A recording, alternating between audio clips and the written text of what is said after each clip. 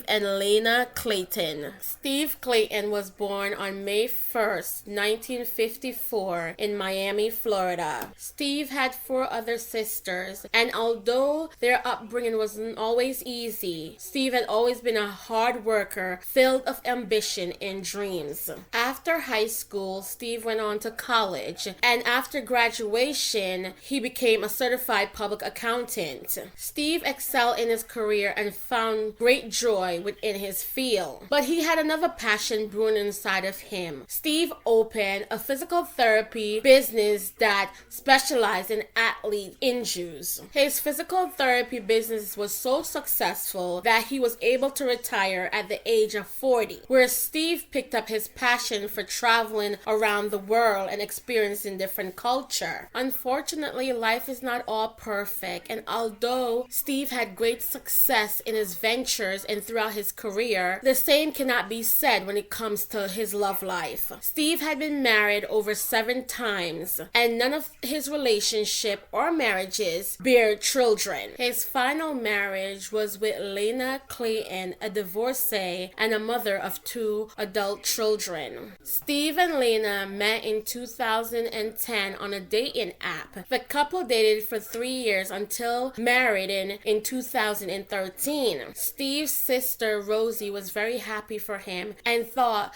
the two matched each other well. Lana was a nurse, and she felt that Lana was good for her brother just in case in his later years, if he needed any help or somebody to take care of him and be there for him, Lana would be the perfect fit. Many friends and acquaintances indeed believe that Steve and Lana lived a perfect life, and they had much happiness between the two of them. However, things are not always what they appear to be. On July 21st, 2018, James Blackledge was driving down a street in South Carolina when he saw a woman running across her lawn asking for help. James, a retired veteran, stopped and asked the lady what was going on. It was Lana Clayton. She asked James Blackledge if he could call 911 because her husband was laying at the bottom of their stairs and she felt as if he was dead. James stayed on the phone with 911 as they questioned him while Lana and Steve's neighbor, Terry Floyd, came over to assist in what was going on.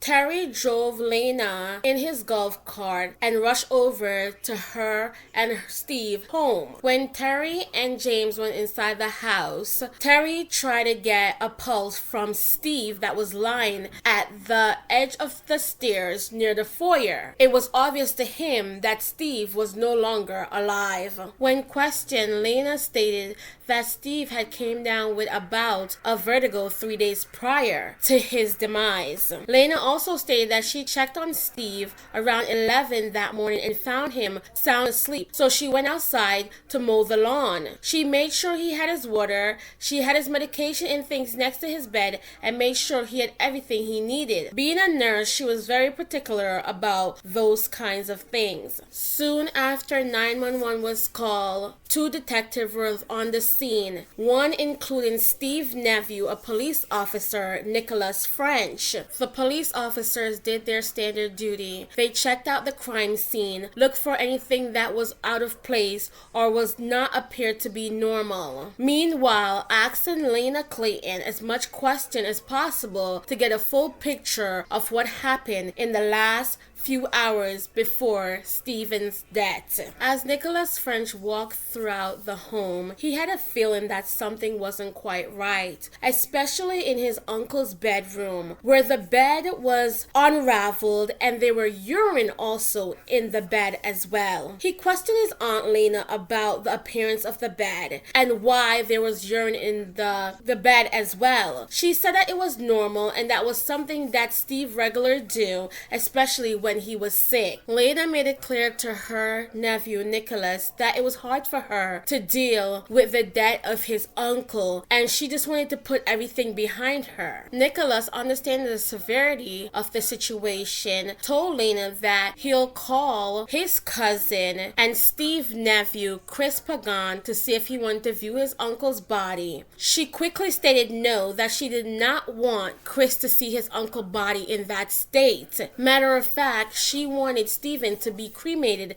as soon as possible. Nicholas was not in agreement and felt that his Aunt Lana is supposed to go by his Uncle Stephen's wishes as how he wanted to be buried, and that she was moving too fast with the decisions that she was making. He felt something was very suspicious about his aunt's behavior, so he called the family to discuss what exactly he felt. Nicholas and his family did a secret autopsy and toxicology report behind Lana's back, and what came back from the report was shocking and confirmed the cause of Steve's death. Steve did not die from a heart attack, but from a poison found in a chemical in the eye drop Visine called THZ. If given enough doses of this chemical substance, one can become incapacitated, and it will also cause respiratory depression, which then cause death. Steve had 68 nanograms in his blood when tested for the drug. Steve's family now had enough evidence to confront Lana. At first, when she was confronted in a private room with the FBI and other police officers outside the investigation room, been known to her, she tried to play it off as it was just something natural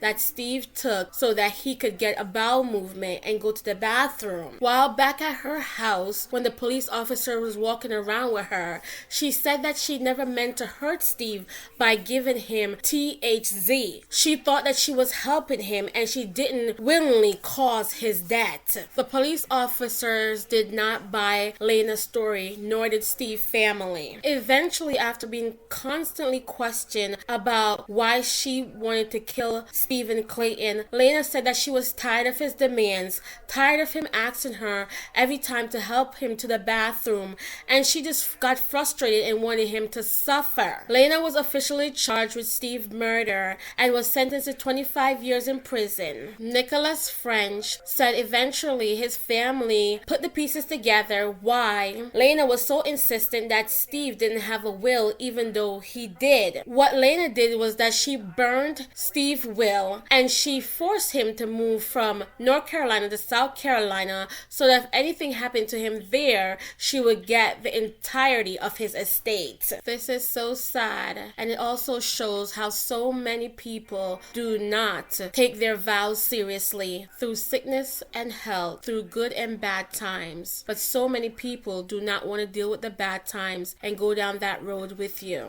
My thoughts and prayers go out to Stephen Clayton family. May his soul rest in peace. Until next time on the Meaningful Talk Crime Doc, don't forget to like, share, and subscribe, and I'll catch up with you guys later in the comment section.